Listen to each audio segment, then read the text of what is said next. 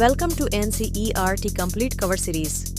Useful for all competitive exams. Hello everyone, I am Arun और स्वागत करता हूं आपका एक नए वीडियो सीरीज में जिसका नाम है एनसीईआरटी कंप्लीट कवर सीरीज।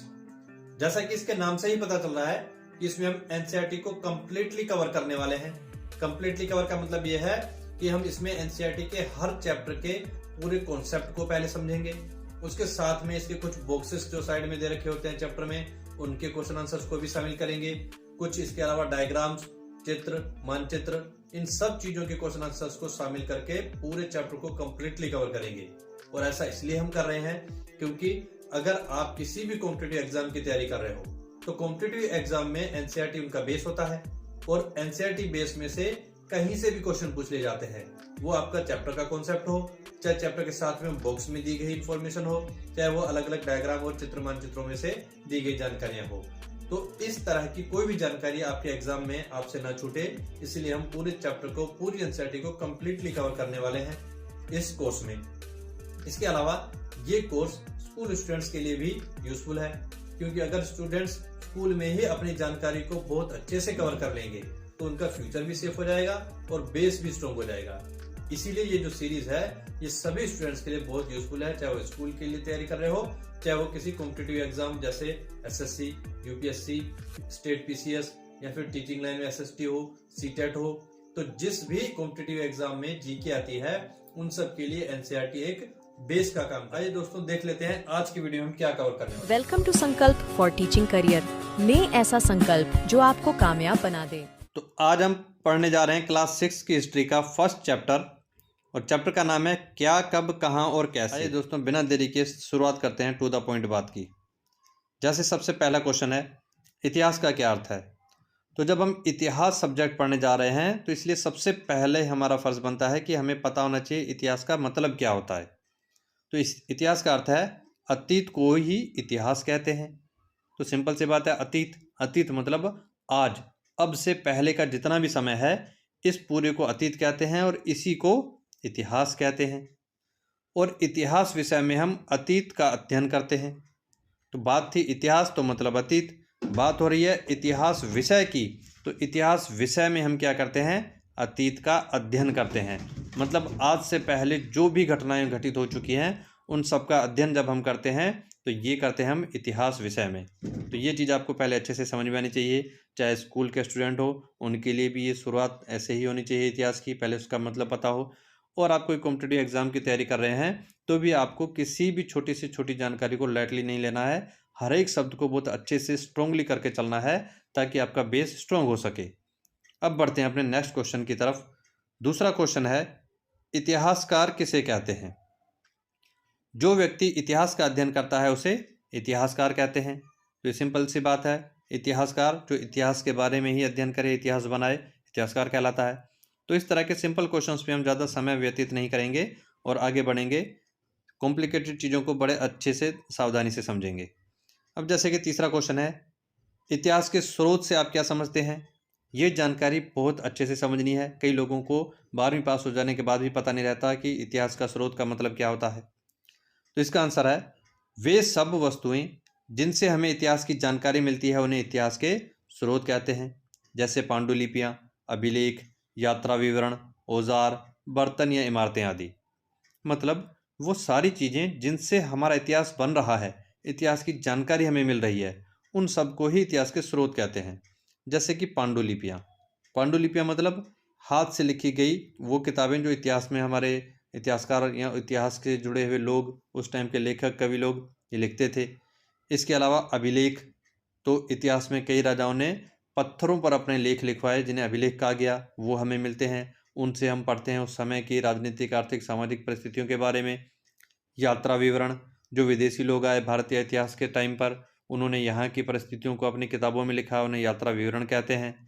इसके अलावा औजार, बर्तन, इमारतें, ये भी हमारे इतिहास के बारे में काफ़ी जानकारी देती हैं। तो ये सारी चीज़ें मिलकर के हमारा इतिहास बनाती है, इसलिए इन्हें इतिहास के स्रोत कहते हैं। ये था हमारा तीसरा क्वेश्चन। अब बढ़ते हैं नेक्स्ट फोर्थ क्वेश्चन की तरफ।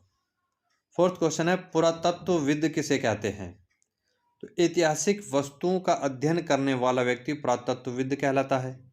मतलब अगर हमें कोई इतिहास की नई नई चीज़ें इस समय में मिलती है, जैसे अभी खुदाई के समय अगर हमें कोई नया शहर मिल जाए, कोई मंदिर मिल जाए, मंदिर के अंदर कोई गुफा मिल जाए, कोई अन्य पुरानी चीज़ मिल जाए, तो उन पुरानी ऐतिहासिक वस्तुओं का अध्ययन करने वाला जो व्यक्ति होता है उसी को पुरातत्वविद कहते हैं। ये था फोर्थ क्वेश्चन। अब है हमारा नेक्स्ट फिफ्थ क्वेश्चन, जो कि बहुत ही इम्पोर्टेंट क्वेश्चन है इस पूरी वीडियो का, और ये आपको सबसे ज़्यादा यूजफुल रहने वाला क्वेश्चन भी है। क्वेश्चन है, ईसा पूर्व व ईस्वी से आप क्या समझते हैं? मतलब आप इतिहास को जब पढ़ते हो तो कई बार साल के साथ में या तो आपको ईसा पूर्व लिखा मिलता है या ईस्वी मिलता है, तो इसका मतलब क्या होता है ये आपको अच्छे से समझना है आज।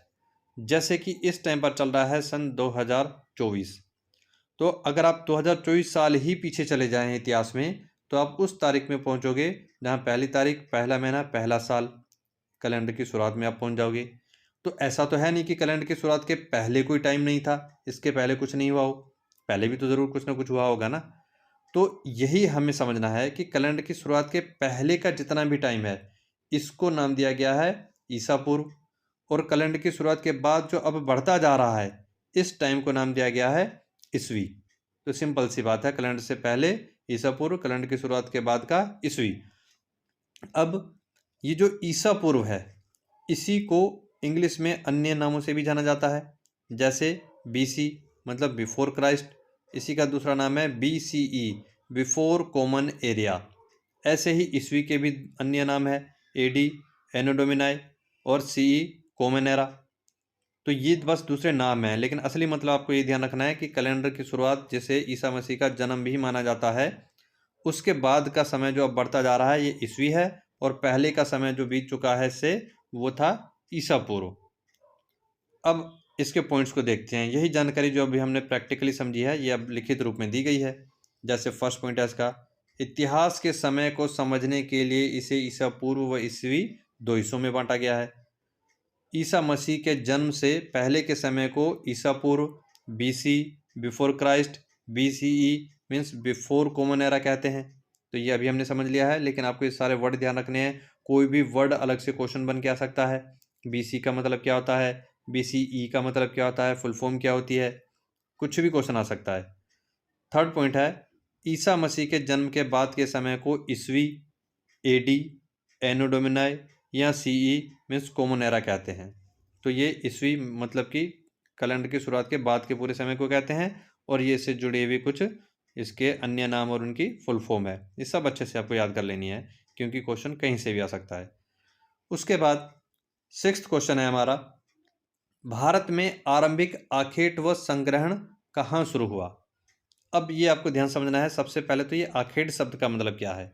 आखेट का मतलब है शिकार, और संग्रहण का मतलब क्या है, तो जो हमारे आरंभिक आदमी थे, मतलब कि प्राचीन काल के समय जब जैसा कि आपको पता ही होगा कि इंसान की शुरुआत वानर से हुई, तो वानर मतलब बंदर, फिर धीरे धीरे इंसान की सोच थोड़ी विकसित होती गई, सीधे खड़े होकर के चलना सीखने लगा इंसान, फिर इंसान की तरह वो औजार बनाने लगा, शिकार करने लगा।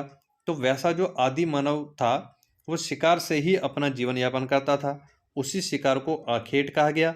फिर धीरे धीरे उनको और समझ आने लगी, तो वो जो पहले भोजन अपना मतलब जैसे शिकार कर लिया फिर उसको छोड़ के चले जाते थे, लेकिन बाद में उनको धीरे धीरे ये समझ आने लगी कि भोजन को छोड़ना नहीं है, उसको इकट्ठा करके रखना है ताकि वो आगे फिर से काम आए।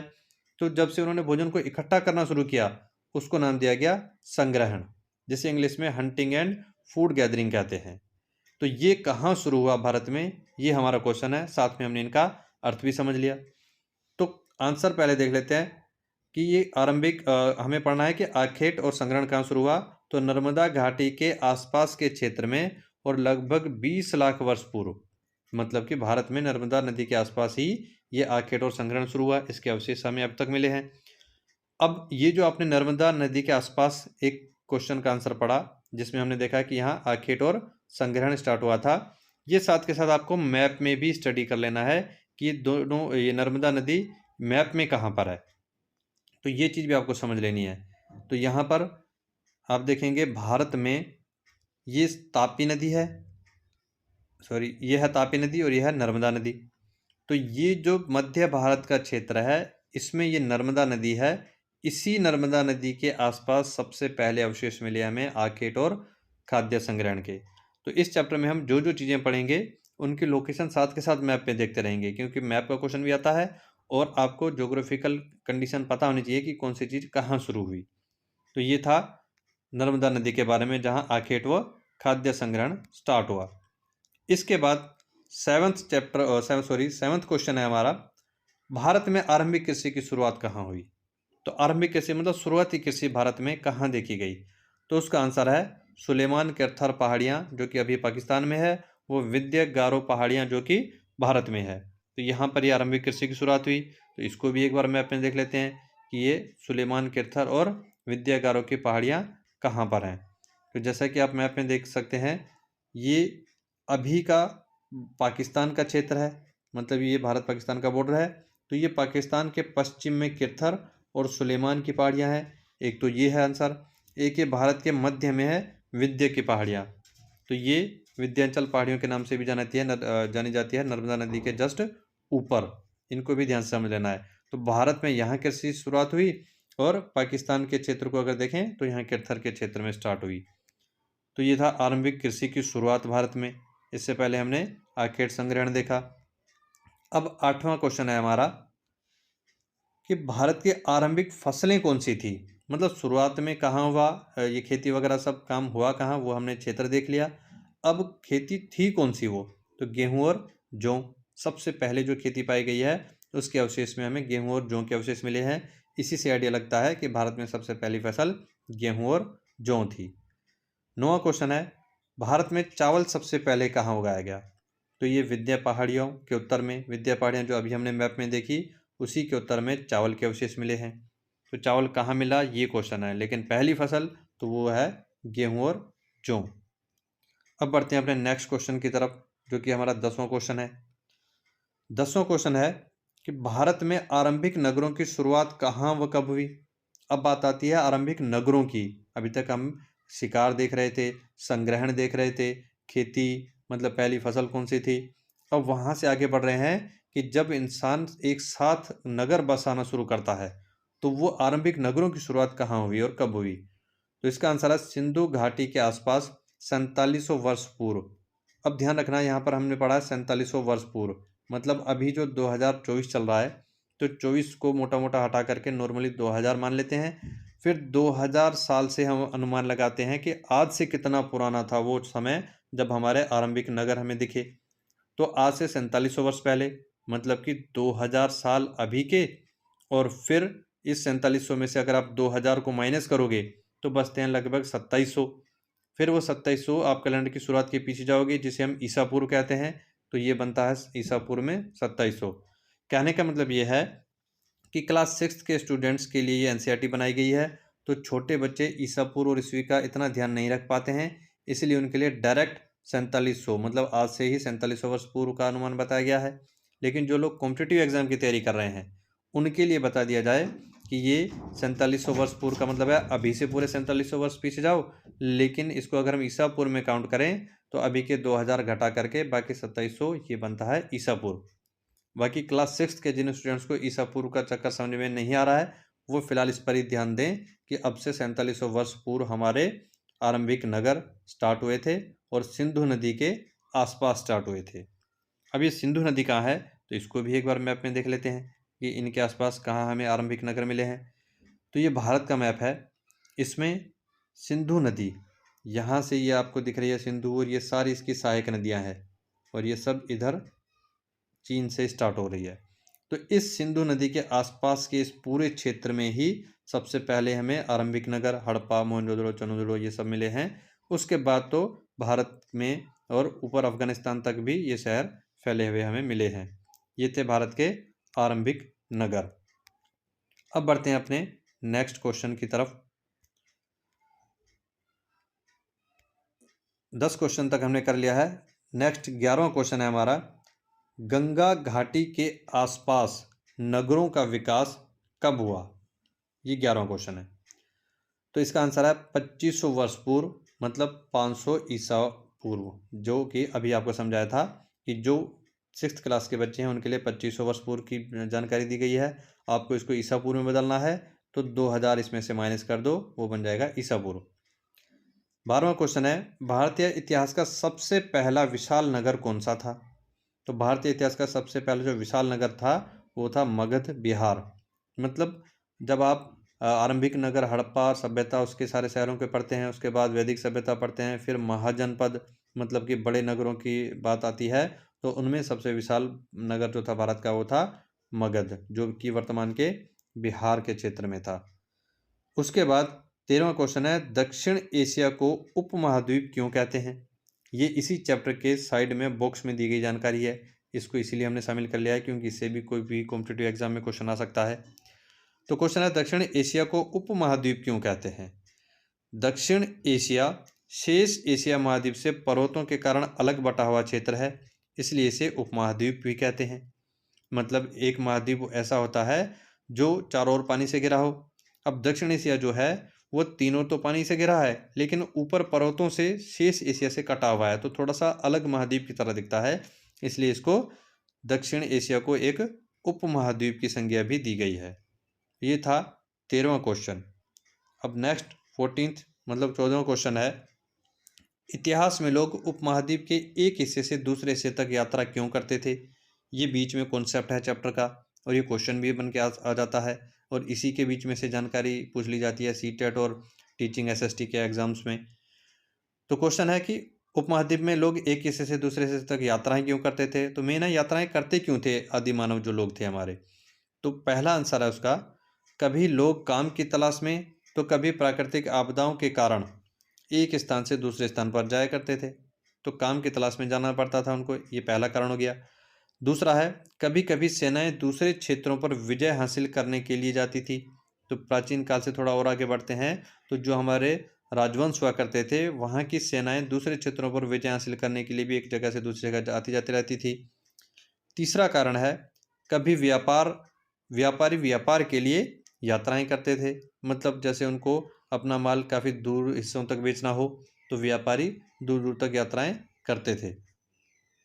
फोर्थ पॉइंट है, धार्मिक लोग धर्म के प्रचार प्रसार के लिए भी यात्राएं करते थे, मतलब धर्म से जुड़े लोग दूर दूर स्थानों तक अपने धर्म का प्रचार प्रसार करने के लिए भी यात्रा करते थे। और पांचवा और लास्ट पॉइंट है इसका, कुछ लोग नए व रोचक स्थानों को खोजने के लिए भी यात्राएं करते थे। जैसा कि यूरोपियन लोगों के बारे में हम पढ़ते हैं, वो हमेशा इंटरेस्टेड रहते थे कि नई नई जगह जाते हैं, उनकी खोज करते हैं, देखते हैं वहाँ का मौसम कैसा है, परिस्थिति कैसी है, लोग कैसे हैं, तो नई नई रोचक जानकारी को खोजने के लिए भी लोग यात्राएं करते थे। तो ये 5 पॉइंट आपको ध्यान रखना है, यात्राओं के कारण थे। 15वां क्वेश्चन है हमारा, हमारे देश का नाम भारत कैसे पड़ा? तो लगभग 3500 वर्ष पूर्व यानी 500 ईसा पूर्व ऋग्वेद में इस क्षेत्र के लिए भारत नाम का प्रयोग किया जाता था, इसी आधार पर हमारे देश का नाम भारत पड़ा। तो ये ध्यान रखना है, क्वेश्चन आता है भारत को, हमारे देश को भारत क्यों कहते हैं, इंडिया क्यों कहते हैं, हिंदुस्तान क्यों कहते हैं, तो इन सब का इतिहास आपको आज पता चल रहा है कि ऋग्वेद में हमारे इस क्षेत्र के लिए भरत शब्द का प्रयोग किया जाता था, इसीलिए इसी आधार पर हमारे देश का नाम भारत पड़ा। ऐसे ही 16वां क्वेश्चन है, हमारे देश का नाम इंडिया कैसे पड़ा? तो लगभग 2500 वर्ष पूर्व यानी 500 ईसा पूर्व में ईरानियों व यूनानियों ने सिंधु नदी को इंडस व इसके आसपास के क्षेत्र को इंडिया नाम दिया। मतलब सिंधु नदी को इंग्लिश में इंडस कहते हैं, इन ईरानियों और यूनानियों ने इसको इंडस नाम दिया, और इसी के आसपास जो लोग रहते थे उसके क्षेत्र को इंडिया नाम दिया। तो ये भारत को इंडिया नाम किसने दिया? यूनानियों और ईरानियों ने। इसके बाद बढ़ते हैं क्वेश्चन नंबर 17 की तरफ। तो 17वां क्वेश्चन है हमारा, पांडुलिपि के बारे में आप क्या जानते हैं? जो पहले भी हम समझ चुके हैं कि पांडुलिपि किसे कहते हैं, तो अब इसके अर्थ को और इसकी विशेषताओं को एक साथ समझते हैं। पहला पॉइंट है आंसर में, इतिहास में हाथ से लिखी गई पुस्तक को पांडुलिपि या मैन्युस्क्रिप्ट कहा गया, इंग्लिश में ही इसको मैन्युस्क्रिप्ट कहते हैं। दूसरा पॉइंट है, पांडुलिपियां प्राय ताड़ पत्रों या हिमालय बुर्ज नामक पेड़ की छाल पर लिखी जाती थी। अब ये इसकी एक एक्स्ट्रा विशेषता भी बन गई, लेकिन यहीं से कॉम्पिटिटिव एग्जाम में क्वेश्चन आया हुआ है कि पांडुलिपियां किन पर लिखी जाती थी? ताड़ पत्रों पर। इसके अलावा ये हिमालय के किस पेड़ पर बनती थी? भुर्ज नामक पेड़ पर। तो ये छोटी छोटी जानकारी अलग क्वेश्चन बनती है, इनको आपको ध्यान से अलग से नोट करके याद कर लेना है। तीसरा पॉइंट है पांडुलिपियों के बारे में, पांडुलिपियां प्राय मंदिरों और विहारों से प्राप्त हुई। ये भी क्वेश्चन आया हुआ है कि पांडुलिपियां जो है वो प्राय कहाँ मिलती थी, तो मंदिरों और विहारों से। फोर्थ है, पांडुलिपियों में प्राय राजाओं के जीवन, धार्मिक, विज्ञान व औषधियों आदि की चर्चा मिलती है। मतलब ये पांडुलिपियां क्यों लिखी जाती थी, तो इनके राजाओं के जीवन के बारे में, उनकी धार्मिक या उस समय के विज्ञान और औषधियों आदि के बारे में चर्चा मिलती थी। क्योंकि पांडुलिपियां हाथ से लिखने वाली किताबें थी और इनके लिए कई लोगों और उनकी मेहनत की ज़रूरत होती थी, उसमें काफ़ी खर्च भी आता था। तो ये आम इंसानों की बस की बात नहीं होती थी। ज़्यादातर राजा लोग ही इनका निर्माण करवाते थे या अपने बारे में पांडुलिपियां लिखवाते थे। पांचवा इसका पॉइंट है, अधिकतर पांडुलिपियां संस्कृत में तथा कुछ एक प्राकृतक व तमिल भाषा में मिली हैं। तो ये तीनों भाषाओं को आपको ध्यान में रखना है। क्वेश्चन कैसे भी आ सकता है कि पांडुलिपियां निम्न में से किस भाषा में मिली, तो इन तीन में एक भाषा दी होगी और तीन आपको अन्य ऑप्शन दिए जाएंगे। इस हिसाब से भी आपको पहचानना है। या फिर ऐसे क्वेश्चन उल्टा आ सकता है कि पांडुलिपियां निम्न में से किस भाषा में नहीं मिली, तो नहीं में आपको तीन तो ऑप्शन में यही दी जाएंगी और एक कोई अलग से ऑप्शन दिया जाएगा। आपको पहचान लेना है कि इन तीनों में तो लिखी गई थी और जो अलग ऑप्शन होगा उसको टिक कर देना है, उसमें नहीं मिली। तो इस तरह से हर एक पॉइंट को आपको डीपली स्टडी करना है। क्वेश्चन कैसे भी पूछा जा सकता है। नेक्स्ट और 18वां क्वेश्चन है हमारा, अभिलेखों के बारे में आप क्या जानते हैं, तो ये भी हम पहले समझ चुके हैं। पत्थर या धातु जैसी कठोर सतहों पर लिखे गए लेखों को अभिलेख कहा गया। तो ज़्यादातर जो ऐतिहासिक शासक थे वो पत्थरों पर भी अपने निर्देश और आदेश जनता तक पहुंचाते थे, तो उन पत्थरों पर लिखे गए लेखों को अभिलेख कहा गया। दूसरा पॉइंट है इसी का, शासक व अन्य लोग अपने आदेश निर्देशों को अभिलेखों में छपवाते थे। ये उसी की एक विशेषता है। शासकों के अलावा अन्य लोगों ने भी अभिलेख छपवाए, कुछ अन्य लोगों ने भी अपनी जानकारी अभिलेखों में लिखी। तो ये सारी विशेषताएं अभिलेखों से जुड़े हुए क्वेश्चन की हैं। नेक्स्ट क्वेश्चन है हमारा 19वां, अंडमान द्वीप के लोग भोजन कैसे प्राप्त करते थे। तो अंडमान द्वीप जो कि भारत के दक्षिण में स्थित है, वहाँ के लोग मछलियाँ पकड़कर, शिकार करके व फल फूल संग्रह करके अपना भोजन प्राप्त करते थे। ये इस 19वें का आंसर है। अब आज का लास्ट क्वेश्चन और 20वां क्वेश्चन है, अफ्रीका के किस क्षेत्र में 3 भाषाओं वाला लेख मिला है। तो ये भी बॉक्स में से जुड़ी हुई एक जानकारी है कि अफ्रीका के रोसेटा कस्बा मिस्र में एक 3 भाषाओं वाला लेख मिला है और जो लगभग 3000 ईसा पूर्व पुराना है। तो ये था आज का 20वां और लास्ट क्वेश्चन। यहाँ आज का वीडियो हमारा समाप्त होता है। उम्मीद करता हूँ आपको फर्स्ट चैप्टर से जुड़ी हुई सारी जानकारी अच्छे से समझ में आई होगी। उम्मीद करता हूँ दोस्तों ये वीडियो आपके लिए बहुत यूजफुल रहा होगा। अगर आपको ये काम का लगे तो इस वीडियो को लाइक, शेयर एंड सब्सक्राइब करें। Thank you.